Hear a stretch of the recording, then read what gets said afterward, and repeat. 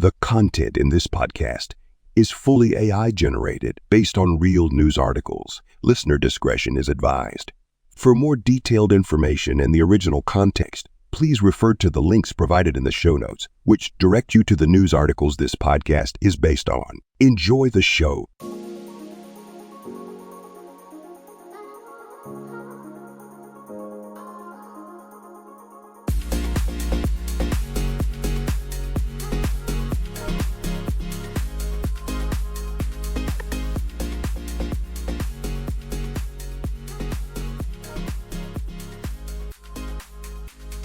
Feels like every time you check the news, there's another AI bombshell, right?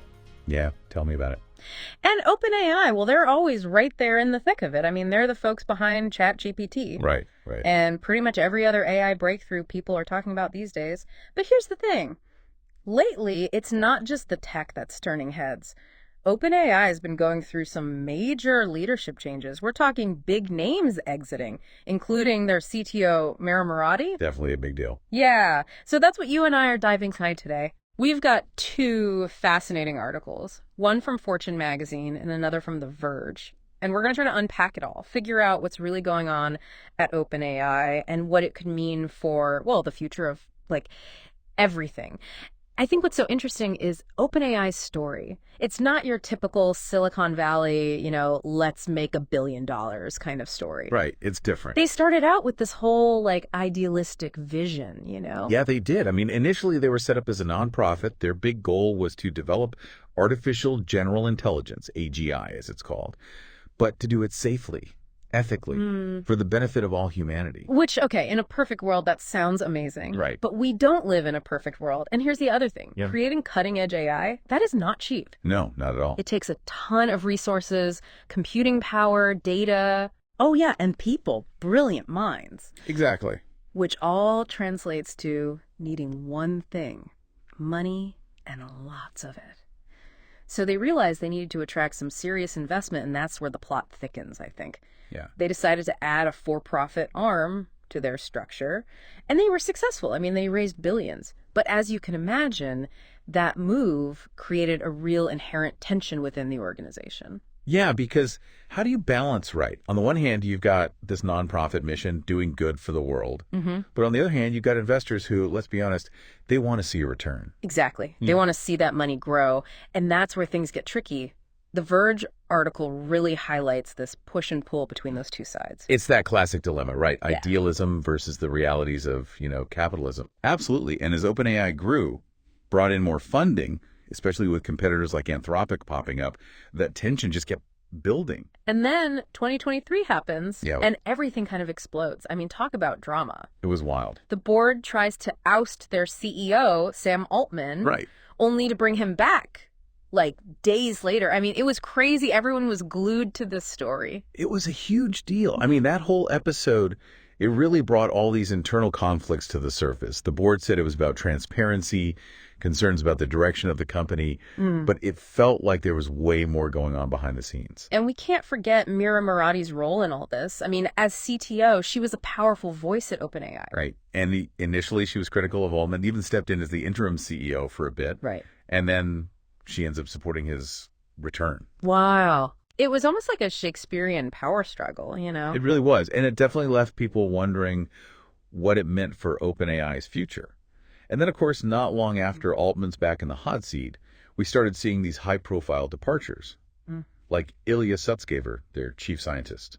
Right. And he didn't just leave, did he? No, he went on to co-found Anthropic, which, if you're following the AI scene, is basically OpenAI's biggest competitor right now, especially when it comes to this whole AGI race. It's almost like a plot twist. Right. And it wasn't just him either. No, not at all. We saw Dario Amodei, who was leading their AI safety team, also leave to join Anthropic. Yeah, and those aren't just any employees, right? Exactly. These were core members of OpenAI, people who were there from the beginning, really believed in that initial mission. So them leaving, it definitely sent shockwaves through the AI community. And it makes you wonder, if OpenAI is truly sticking to their guns about beneficial AI, why are all these key figures, especially those focused on safety, ethics, why are they heading for the door? And not just heading for the door, but heading straight to the competition. Exactly. And that's the thing. Anthropic is positioning themselves as this kind of ethical alternative to OpenAI. Like they're saying, we're going to do this right. Yeah. They've even set themselves up as a public benefit corporation. It's supposed to be this balance between making a profit and serving the public good. Okay, so hold on, because I think this is important. Explain that to me one more time. What is a public benefit corporation exactly? So basically, it's a legal structure that lets companies consider broader societal impacts in their decision making, not just maximizing shareholder profit. It's like they're saying, yeah, we want to be successful, but not at the expense of like ethical AI development. Yeah. And the Fortune article hints that, OpenAI might be thinking about a similar structure, which is interesting. Okay, so maybe they're trying to find their own balance in all this, but there's another big change we have to talk about. Oh, yeah. The size of OpenAI, they've grown exponentially. I mean, they're over 3,500 employees now.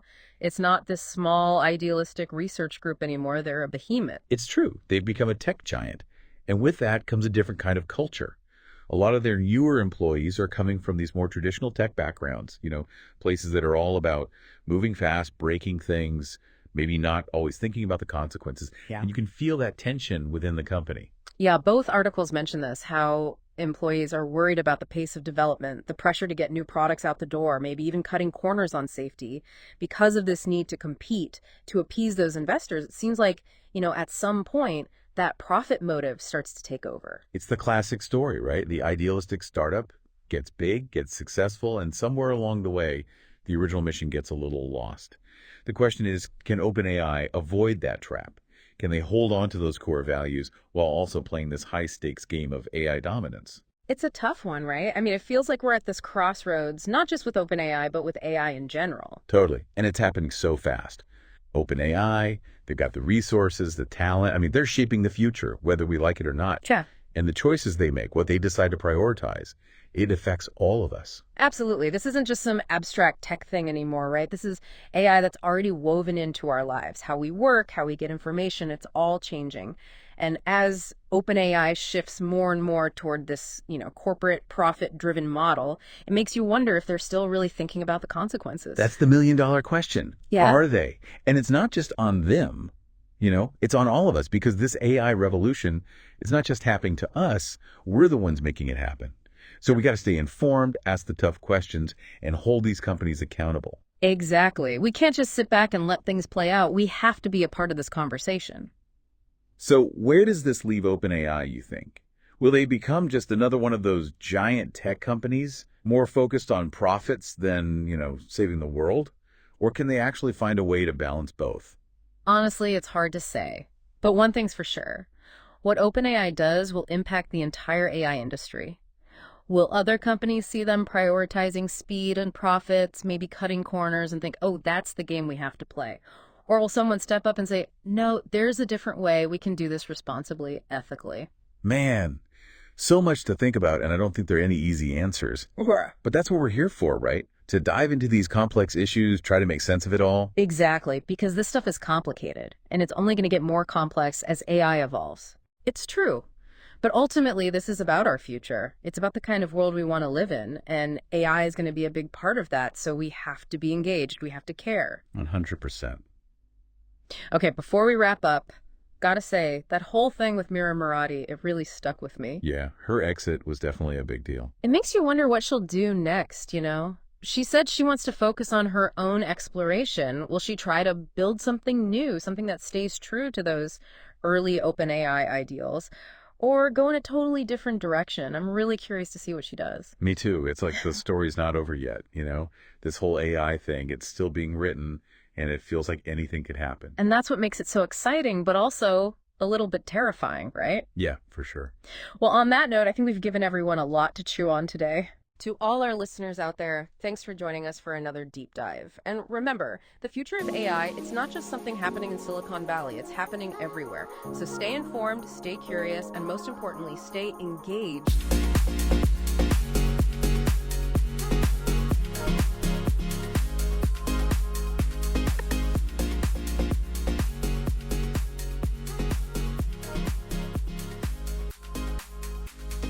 Okay, so picture this. You're nailing a job interview, feeling good, then bam, it hits you. The hiring manager, not a person, an AI, trained on your LinkedIn. And yeah, this is the future we're diving into today, folks, how social media is using your data to train AI and what it means for, well, you. It's wild, right? We're all feeding this massive system, barely even realizing it. Exactly. And we've got some juicy details from recent Washington Post and CNN articles about this very thing. Like, get this, the Post found out LinkedIn just kind of snuck in a new setting. They can use your data to train their AI. And guess what? You are opted in automatically. Yeah, see, that's what rubs me the wrong way. No real heads up, no asking. They say it's to help people with jobs, all that jazz, but it's shady, right? Totally. And here's the picker. Even if you opt out now, it's only from here on out. All that stuff you posted before, work history, skills, connections, it's all fair game. So someone who opts out now, are they behind someone whose info's already in the AI system? $1 million question. Gets to the core of who owns your data, what it's worth in this AI world. If companies are making bank off our info, shouldn't we have a say? Maybe even see some of that profit. It's like LinkedIn built this AI mansion with bricks they took from our backyards, didn't ask, didn't even offer a housewarming party. The Post really hammered that point home, questioning if LinkedIn's playing fair with us. And it's way bigger than just LinkedIn. CNN showed it's an industry-wide thing. ChatGPT, Google's Gemini, even your goofy Snapchat selfies could all be training AI. Speaking of, they talked about this My AI thing on Snapchat, uses your selfies to make, like, AI art. But here's the thing. You can opt out of them using that for ads. So it's like, hey, we want to use your face to sell stuff, but you can say no. Shows you how messy this data privacy stuff is now. Some places give you control, others, good luck figuring out what you're even agreeing to. It's like, here's our privacy policy, 500 pages, good luck. But before we get into how to opt out, we got to zoom out a bit, see the bigger picture. Because this isn't just about hiding from the internet, right? It's realizing how valuable your data is. These companies are building powerful stuff that can affect your job prospects, what you buy, all because of your info. So it's not like, game over, we've already lost all control to the AI overlords. Nah, not quite. We can fight back. A bit. Both articles actually gave some pointers on how to, wrangle your settings back a bit. So there's hope. Oh yeah, knowledge is power, right? When you see how these platforms work, what you can control, you can make smarter choices online. Right on. So where do we even start? I remember them saying some places are easier to opt out of than others. 100%. Some, it's like they hide the settings on purpose, buried in legalese, Yeah. Others, thankfully, make it pretty simple. Yeah, CNN even walked through how to do it on a few of the big ones. They called out LinkedIn specifically because of that whole vague language thing we talked about. Yeah, that personal data thing. Classic. Yeah. Without knowing what that even means, how can you know what you're opting out of? It's like signing a contract in another language, basically. Exactly. So don't just click accept on everything. Take a minute, read through. Even if you just skim, look for keywords, AI, data training, that sort of thing. And like we said about LinkedIn, even if you do opt out, they might still have stuff from before, like trying to erase your footprints in the sand. It just keeps coming back. Pretty much. Even if you lock down the future, that data you shared before, it's out there.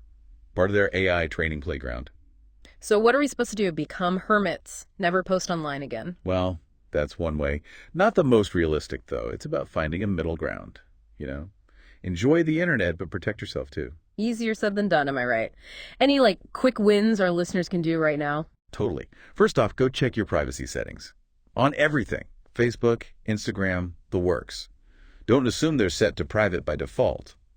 And especially LinkedIn, after what we've learned. Like a digital spring cleaning, eh? Yep. And while you're there, think about the platforms you use most. Do you even get their policies? Do they match what you think's right? If not, maybe find some new faves. Or use them less. CNN mentions Snapchat lets you control some AI stuff specifically. Like, they won't use your selfies for ads if you say so, which honestly feels like progress. It is. Gives you back some control, instead of feeling like your data's just theirs. So it's not all bad news. No way. This AI stuff is tricky, always changing, but we're not powerless. Stay informed, be careful, and demand better from these companies. That's how things change. So how do we do that? How do we actually make a difference? Lots of ways.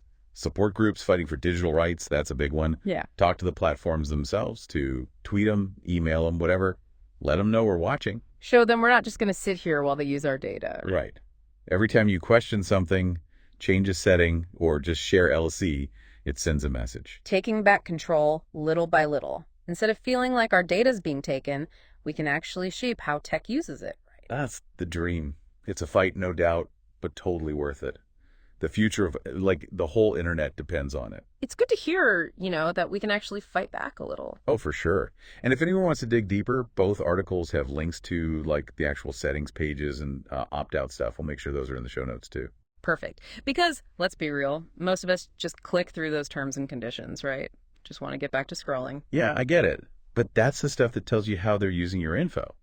Got to read the fine print sometimes. So as we wrap this up, any final thoughts? The key thing you want our listeners to remember? Just this whole AI thing, it's changing fast. The way they use our data, it's just the beginning. We got to stay informed, stay aware, and keep pushing for more control over our stuff online. Be in control, right? Not just giving away our data without realizing it. Our data has value, and it shouldn't be used without our okay. Exactly. And it makes you wonder, if these companies are making money off our data, shouldn't we get a cut? Now there's a thought. Are we going to get paid for our data in the future, or are we just giving it away? That's the big question, isn't it? Yeah. And one we need to figure out as a society. Like, what does the future look like? For sure. Lots to think about. Well, this has been a wild ride, learning about this whole AI and social media data thing. A little scary, but important. Until next time, everyone, stay curious.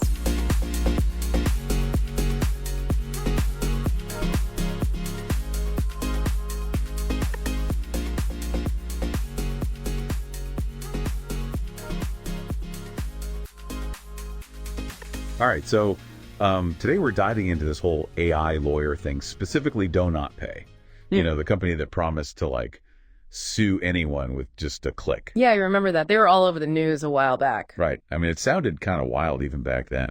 Fighting parking tickets with AI definitely got people's attention. And they did win some cases early on, like actually got parking tickets dismissed. But then, well, the FTC got involved. The Federal Trade Commission, right. The consumer watchdog folks. Exactly. And they started digging into Do Not Pay's claims, seeing if they were actually legit. And, well, it turns out maybe not so much. Oh, really? What happened? So basically, the FTC found that Do Not Pay hadn't actually, like, tested their AI lawyer against, actual human lawyers. No, like, formal trials or anything to see how it would hold up. Interesting. So they were just kind of winging it. Seems like, and get this, they didn't even have, real lawyers on staff to, like, double check the AI's work or advise on cases. Whoa, okay, that's kind of big deal, right? Especially if you're talking about people using this AI lawyer for, like, serious legal stuff. Exactly. And that's kind of the heart of the issue here. The FTC was super concerned about the potential harm to consumers. Yeah, I mean, think about it. Someone's going through a divorce or needs a restraining order. They might think they're getting, I don't know, top-tier legal advice from this, like, revolutionary AI, only to find out later that, well, it wasn't as reliable as they thought. Right. And those are heavy situations to navigate with, like potentially faulty advice. And, this whole thing is kind of a big deal because it's one of the first times the FTC has really stepped in on these, like, big AI claims. Yeah, it's almost setting a precedent for how AI products, especially in sensitive fields, are going to be, like, scrutinized moving forward, right? Exactly. And it raises some really interesting questions about, like, consumer trust in AI in general. Right, because it's not just Do Not Pay. I mean, we're seeing AI being used more and more for everything, right? Healthcare, finance. And if people start to think, oh, well, that AI lawyer thing was bogus, it could have a ripple effect, make people less trusting of AI overall. Totally. And that could, like, stifle innovation, make people hesitant to, even try new AI tools that might actually be helpful. To be fair, though, Do Not Pay has said that this whole thing only affected a few hundred users. Okay. And that the services in question, they've been discontinued. Plus, they did settle with the FTC, agreed to pay a fine, almost $200,000 actually. And now they have to be, like, way more transparent with users about what their AI lawyer can and, more importantly, can't do. Yeah, transparency is key here for sure. But it still makes you wonder, where do we draw the line with this stuff? Right. Like, how do we balance the excitement of new tech, especially something as potentially game-changing as AI, with, the responsibility of protecting people, especially in areas as complex and important as the law? It's tough because there's always a risk of, like, the marketing hype getting ahead of the actual technology. People hear AI lawyer, and they might assume it's, I don't know, some super intelligent being that can win any case. But the reality is AI is still in its early stages, especially when you're talking about something as nuanced as the law. Definitely. And that's where I think the FTC stepping in is so important. It's like they're saying, hold on, let's not get ahead of ourselves here. Yeah. We need some ground rules, some safeguards in place to make sure people aren't being misled or taken advantage of. Absolutely. And it sounds like the FTC is really serious about this. I mean, they even launched that Operation AI Comply thing, right? To crack down on misleading AI claims. Exactly. They're not messing around. It's like Lena Khan, the FTC chair, said using AI doesn't give you a free pass to deceive people. And it shouldn't. This whole case with Do Not Pay, it really highlights how important transparency and accountability are in the world of AI. Totally. Especially when you're talking about something as crucial as legal advice, you know? You're dealing with people's lives here, their livelihoods. Right. And it puts a huge responsibility on the companies creating these tools. Exactly. And that responsibility means being upfront about what your tech can and can't do and not making promises you can't keep. Absolutely. Well, this has been quite the deep dive today. We've covered a lot, haven't we? From the potential of AI to the very real risks and the role of the FTC in all of this. But it all comes back to us as consumers, as users of this technology. We need to stay informed, ask questions, and demand transparency from the companies that are, let's face it, shaping the future with these powerful tools. So here's something to think about after this deep dive. What role do you want AI to play in your life? And what steps can you take to make sure its use aligns with your values, with your vision of the future? Something to ponder for sure.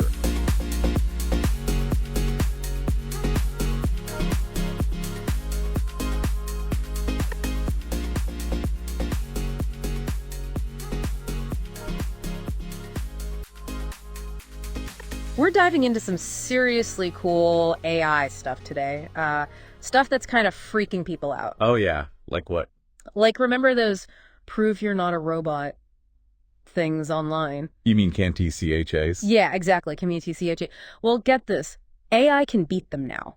Yeah, they're saying like 100% success rate. 100%? Are you kidding me? So there's basically no point in even trying. That's what this research is saying, and that's a pretty big deal. I mean, Canty CHAs are everywhere online, right? Yeah, they're like on every website. Well, they're supposed to be like the first line of defense, like a bouncer for the internet, keeping bots out. They sign up forums, online polls, all that stuff. Okay, so like the digital velvet rope. Exactly. But it looks like the bouncer's been outsmarted. So how'd they even do that? How do you teach a computer to beat something that's designed to, well, outsmart a computer? So this research was focused on a specific type of CAP-TCHA.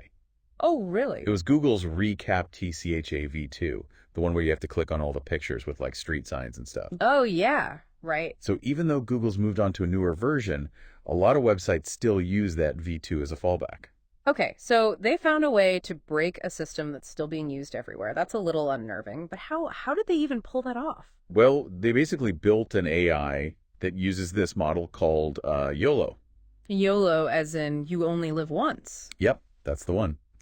And it works by, it can identify objects and images super fast. So it's like those aimbots people use in video games. Kind of, yeah. It's like a super powered version of that.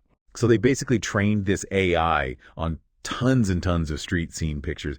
And it got so good at spotting those crosswalks and fire hydrants and stuff that, well, it was actually more accurate than some humans. No way. So it's like a robot playing Where's Waldo and it's winning. Pretty much. Okay, but didn't those CAP-TCHAs also have that thing where you have to like click and drag something to prove you're human? You're right, they did. And this is where it gets really wild. They actually programmed the AI to like mimic human behavior. What do you mean?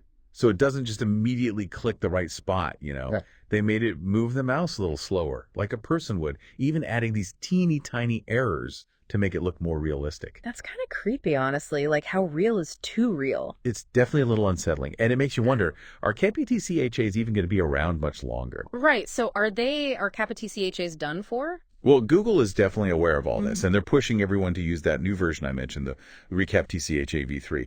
That one's supposed to be more about how you act on a website instead of, making you solve puzzles. So more like it's watching your every move. In a way, yeah. But I think the real takeaway here is that this whole thing is like a constant arms race. As security gets better, the AI trying to break it gets better too. A never-ending game of cat and mouse. Exactly.